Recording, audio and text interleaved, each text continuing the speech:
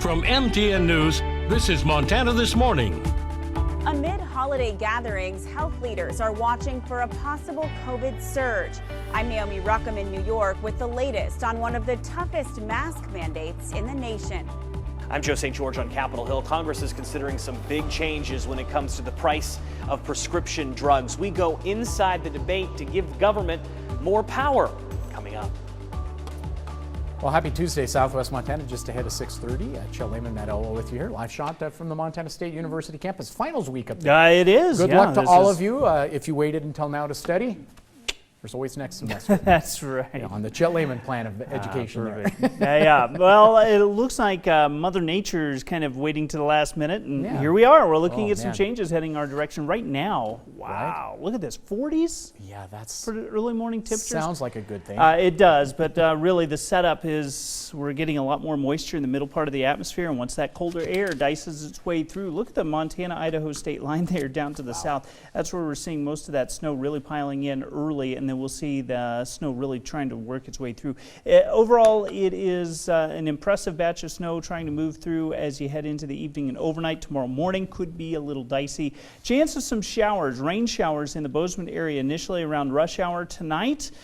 Butte may see a little light snow during rush hour. I'm going to break it all down for you, talk about amounts, expectations, and well, it's just going to be gross by early tomorrow morning. We'll talk about that in just a little bit. There we go. Your gross forecast coming up in just a few minutes. Meantime, our top story this half hour, Monday night's Bozeman School Board meeting took a very different turn than anyone was expecting. Our Annie Johnson was there. She said roughly an hour into the meeting, trustees gave attendees time for public comment after recognizing students. But to everyone's surprise, a person hijacked the meeting with racial slurs and profanity before the person was swiftly removed. And then as the meeting continued, it happened again with the use of profanity. Now it's unclear who or how many people interrupted the meeting, but school board officials say they will not tolerate that type of behavior and they will find out who's responsible. That we will be utilizing our resources with school resource officers associated with Bozeman Police Department to investigate fully what transpired early this evening on this call. Again, apologize on behalf of the district that was interrupted by hate. Again, MTN's Annie Johnson was covering that meeting last night. She'll have more today on the vote surrounding the equity policy, which he says was voted in favor of 8-0. Other news this morning, 1 in 4 older Americans say it's difficult to pay for prescription medications. This week, President Biden continuing to lobby for his Build Back Better plan, which he says will substantially lower the cost of going to the pharmacy. But as our Joe St. George explains, if this passes, it may take years for your family to see any savings, not to mention there could be unintended consequences. It's no secret the price of prescription drugs can be high. According to AARP, from 2006 to 2020, prices for 65 brand name drugs increased by around 276%. We can agree the prescription drugs are outrageously expensive in this country. President Biden, though, in the coming weeks could pass a big change into law that the White House says will impact how much you or your loved one pays. Currently, Medicare officials cannot negotiate drug prices for their beneficiaries, but the Build Back Better plan, which may be voted on by Christmas in the Senate, would allow for some price negotiation for the very first time, potentially lowering the cost for you. However, if you think this bill will give your family a big financial break next year, you may want to think again. The president's big plan only allows for 10 drugs to be negotiated initially. The first negotiations wouldn't take place until 2025. Newly launched drugs, which are often the most expensive, would not be eligible for lower prices. President Biden's plan also calls for out-of-pocket drug costs to be capped at $2,000 for those on Medicare Part D, but those savings wouldn't kick in until 2024, according to the latest text of the bill. However, could this major change by Congress have a negative long-term impact on science? Yes, it could limit research. Ed Hasselmeyer is a policy analyst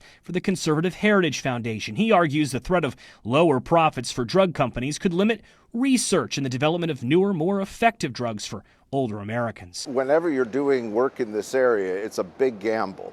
You're taking a big risk.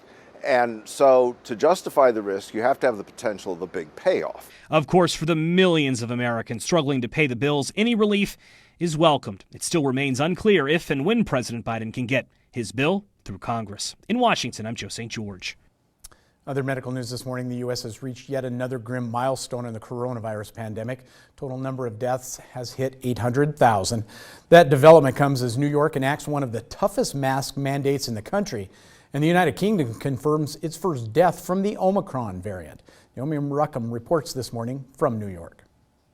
With the UK reporting its first known death from the Omicron variant, health officials in the U.S. are taking note. They have a higher vaccination rate and a higher booster rate in the United Kingdom than we do here.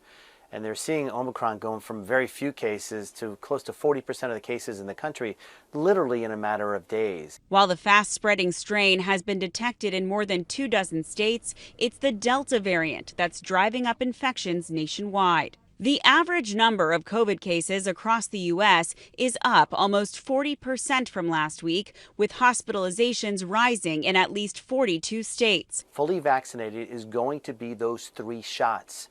And I think it's critical that we really push that across the country. And as much as possible the next week, people get their booster shot. With cases on the rise, masks must now be worn in all indoor public spaces across New York State, unless a business or venue has a COVID vaccine requirement. The mandate will be in effect until at least January 15th, and business owners who don't enforce it could face fines of up to $1,000. It's going to keep us safe, it's going to keep us healthy.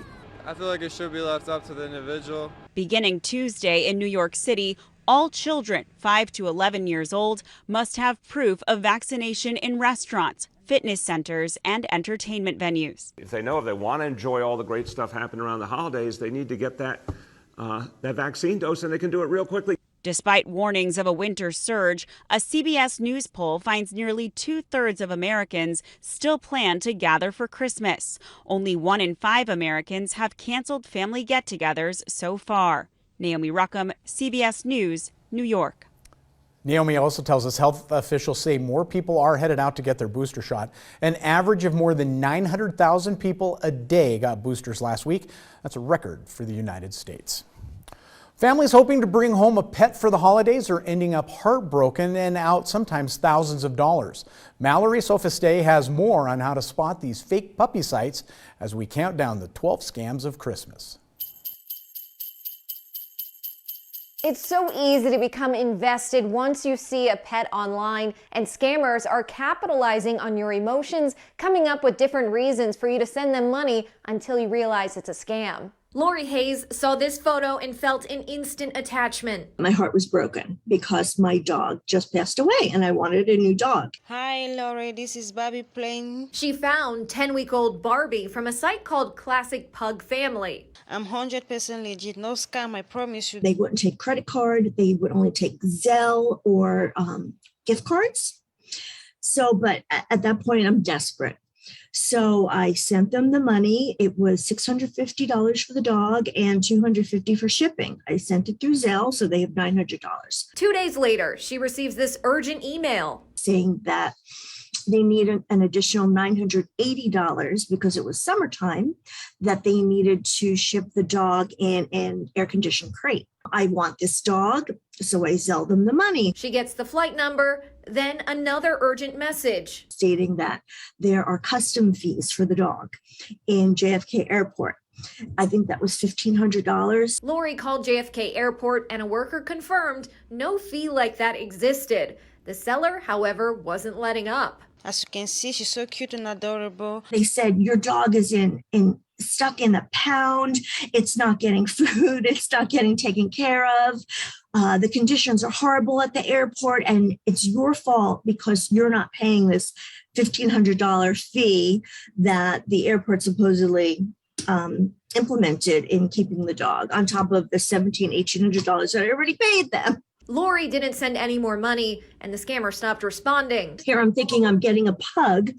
My hopes were so high that someone would knock on the door with a new puppy, and it was just a scam. A scam that cost consumers an estimated $3 million last year. Starting with COVID, puppy scams have been prolific. It's been one of our top scams for nearly 2 years. Angie Barnett with the Better Business Bureau said an easy way to vet these sites is to use the photos they post. Do a reverse image and Google and see how many other websites are using that particular photo. And look at contact information, the business address. This site used an address in Pasadena, Maryland. The same address is also linked to a website selling Boston Terrier puppies.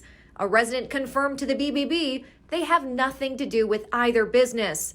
And while Lori is out that money, she's moved on. There she is. With some help from Luna. My heart's full again.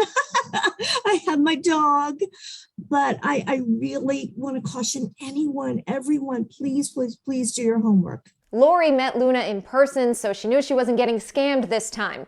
If you're looking at a pet, visit your local shelter. And if you're dead set on getting a purebred, find a breeder through the American Kennel Club. With your 12 Scams of Christmas, I'm Mallory Safaste. Quick takeaway, do your research, do your homework. By the way, this is just one of the many scams targeting holiday shoppers, job seekers, and travelers. To learn more about the others, head on over to our website.